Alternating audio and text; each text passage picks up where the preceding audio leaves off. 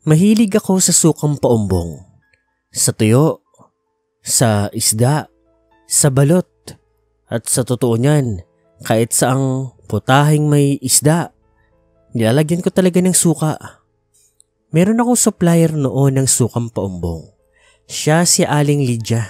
Sa dinami-dami ng sukang paumbong na natikman ko, masasabi ko na yung kay Aling Lydia talaga ang pinakagusto ko. Bago ko po ipagpatuloy ang kwento, magpapakilala po muna ako sa inyo. Ako si Arnel, ang dating binata noong mga panahon na iyon na ngayon isang tatay na may isang maganda at mabuting asawa at 4 na makukulit ngunit masisipag na mga anak. Nangyari ito noong binata pa lamang ako. Hindi ko nasasabihin kung anong taon, bahala na kayo manghula. Nangyari din ito sa may Aurora, ang hometown ko. Ngayon kasi nandito na kami sa Cavite. Dito kasi kami nakahanap ng asawa ko ng matitirhan. Anyway, heto na nga. Bata pa lamang ako. Nahilig na talaga ako sa pagsasawsawan ng suka. Namana ko yan sa tatay ko, sa lolo ko.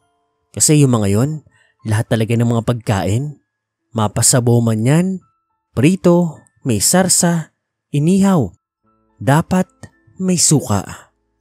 Kahit nga hotdog nagsasawsawan sila ng suka Oo, ganun katindi.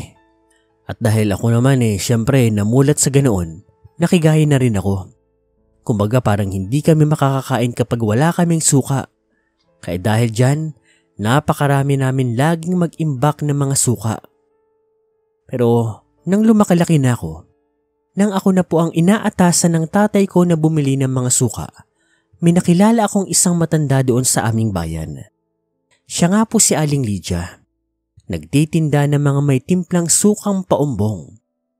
Noong una sinubukan ko lang naman ang kanyang timpla. Hanggang sa nagtagal nagustuhan na rin yun ng tatay at lolo ko. At dahil doon, naging suki niya na kami sa tinitinda niyang suka. Masarap kasi talaga ang sa kanya. Pwedeng pang all-in-one na sausawan. Pwedeng sa balot, pwedeng sa tuyo, sa gulunggong, sa isda, sa may sarsa, sa tapa, sa pritong baboy at sa kung ano-ano pa. Ganoon kasarap. Pero may isang pangyayari na talagang nagpabago ng takbo ng isip ko sa pagbili ko ng suka doon nga sa matanda na iyon. Araw po ng linggo noon, katatapos ko lang po magsimba. Diretso ako ng palengke kasi inutusan ako ng tatay ko na bumili ng pagkain. Sa gabi kasi na iyon, maghahanda kami ng simpleng salo-salo. Uuwi kasi ang pamilya ng kuya ko noon. Galing silang Maynila, magbabaksyon sila sa amin. Ang tatay at ang lolo naman, excited na excited kasi makikita niya ang mga apo niya. Kahit naman ako excited na rin ako na makita ang kuya ko, ang ate ko na asawa niya at syempre ang mga pamangkin ko. Sa amin kasing 6 na magkakapatid, si kuya po ang unang nag-asawa at unang nagkaapo. Ang 2 namang sumunod sa kanya, may mga jowa pa lang. At ako pati ang mga sumunod ko pang mga kapatid, nag-aaral pa lang noong mga panahon na iyon. Ang plano namin noon ay magbubudil fight kami. Hilig na kasi namin yun, mga bata pa lamang kami. Dahil doon, nagmadali akong bumili ng mga isda, baboy, mga prutas at kung ano-ano pa. Lahat ng paborito namin ay talagang binili ko. Pero syempre, ang hindi ko pwedeng makalimutan ay ang sukang paumbong ni Aling Lydia. Mabilis naman ako nagtungo doon sa pwesto ni Aling Lydia. Pero ang pinagtaka ko, wala siya doon. Agad ko naman pinagtanong si Aling Lydia sa mga katabi niyang tindahan. At ang sabi lang nila, maaga raw umuwi si Aling Lydia. Napakamot naman ako sa ulo noon. Yari ako. Kasi kapag hindi ako nakabili ng suka ni Aling Lydia, malilintikan ako sa tatay at sa lolo ko. Kasi kapag wala akong naiuwing suka, masisermonan ako. O kaya naman kapag pinalitan ko ng ibang suka, malalaman nila yun kasi kabisado nila ang timpla ni Aling Lydia. Ang ginawa ko, ipinagtanong ko kung saan nakatira si Aling Lydia. at iisa lang ang sagot ng mga kakilala niya. Doon daw sa may kagubatan, malapit sa labas ng aming baryo.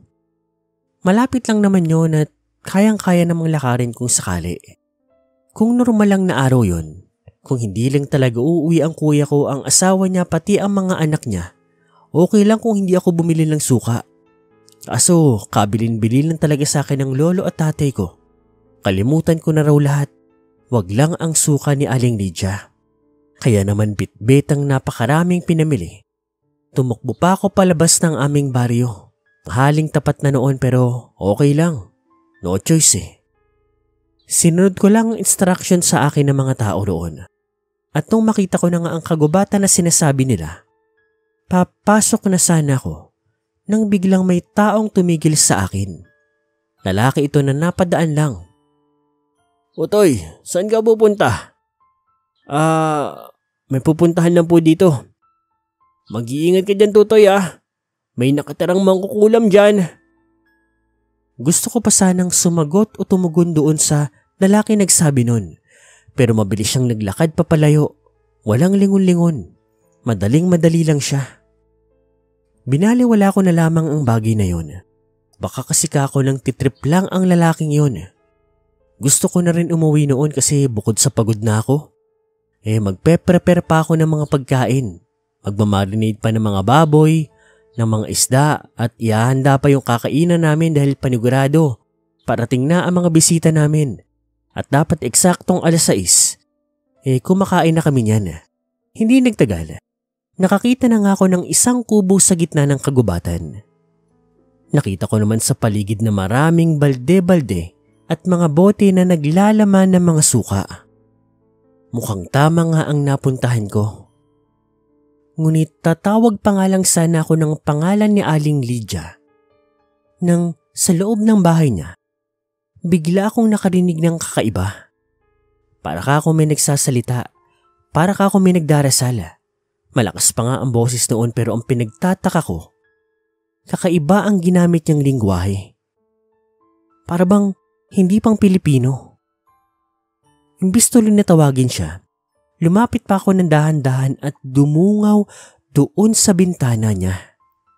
Doon, nakita ko si Aling Lydia na nasa tapat ng isang malaking drum na naglalaman ng pakiwari ko, mga suka. Nagdadasal po siya.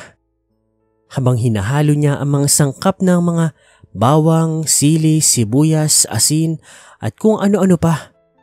Kumbaga parang tinitimplahan niya po yung isang drum ng suka. Yung sukang paumbungan niya na specialty niya. Pero ang pinagtataka ko, bakit may dasal na kakaiba? Para bang nire-ritualan niya. Sa totoo lang bigla akong kinabahan, natakot at nabahala. Kakaiba ang pakiramdam ko noon. Nababahala ako sa kanya. Pero ang mas kinabahala ko pa, noong makita ko nang bigla siyang tumuwad doon sa may harapan ng drum. Taas ng lumang saya, baba ng halos wala ng garter na salawal. At putyang ina, sumambulat sa akin ang halos nangunguluntoy na, alam nyo na, kifi ng matanda. Pero hindi pa yun ang mas kinagulat ko dahil laking gulat ko na lamang nang inihian po ng matandang yon ang sukang paumbong niya.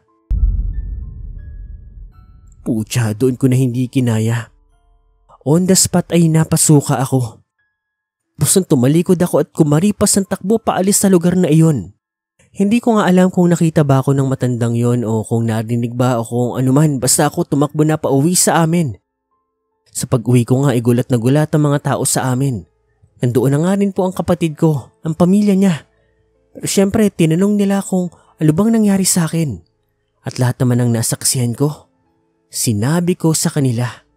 At halos lahat kami mag-anak, liban kay kuya, pati sa pamilya niya, nagsukahan. Paano ba naman kasi? Lahat kami, mukha atang nakatikim ng ihi ng matandang mangkukulam na yon. Ora mismo nung hapon na yon, pinuntahan po namin ang matanda. Pero ang naabutan na lang po namin doon, ang abandonadong bahay niya, kasama po ng suka niya na malamang may halong ang ihi niya. Doon ko na lang din napagtanto na mukhang ang mangkukulam na tinutukoy ng lalaking nakasalubong ko mukhang si Aling Lydia. At kung bakit masarap ang kanyang sukang paombong dahil ang sikretong ingredient niya pala putya, ang ihi niya.